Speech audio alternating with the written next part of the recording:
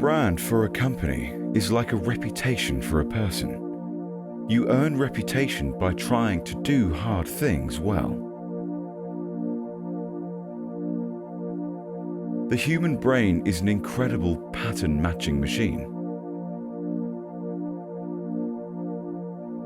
What consumerism really is, at its worst, is getting people to buy things that don't actually improve their lives.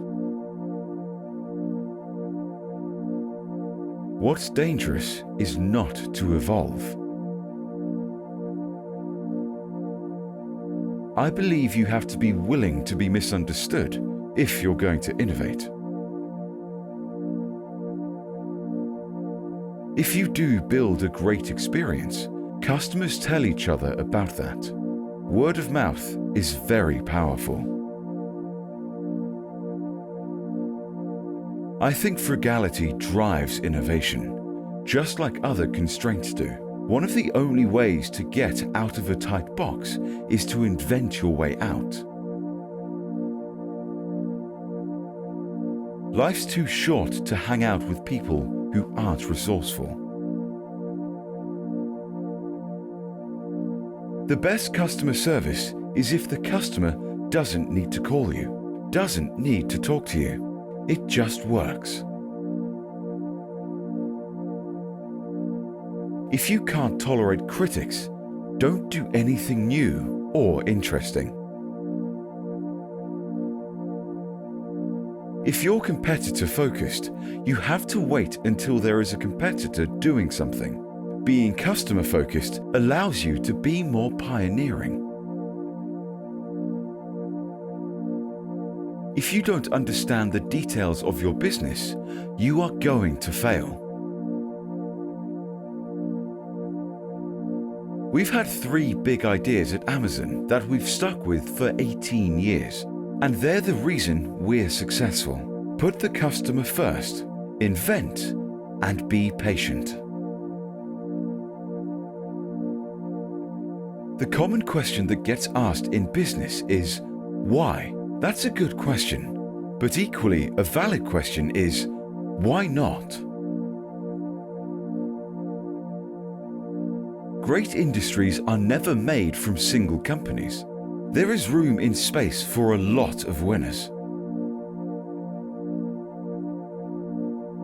Because, resilience. If you think of it in terms of the gold rush, then you'd be pretty depressed right now, because the last nugget of gold would be gone. But the good thing is, with innovation, there isn't a last nugget. Every new thing creates 2 new questions and 2 new opportunities. There are 2 kinds of companies, those that work to try to charge more and those that work to charge less. We will be the second. There are 2 ways to extend a business. Take inventory of what you're good at and extend out from your skills. Or determine what your customers need and work backward, even if it requires learning new skills. Kindle is an example of working backward. The thing that motivates me is a very common form of motivation, and that is, with other folks counting on me, it's so easy to be motivated. My view is there's no bad time to innovate.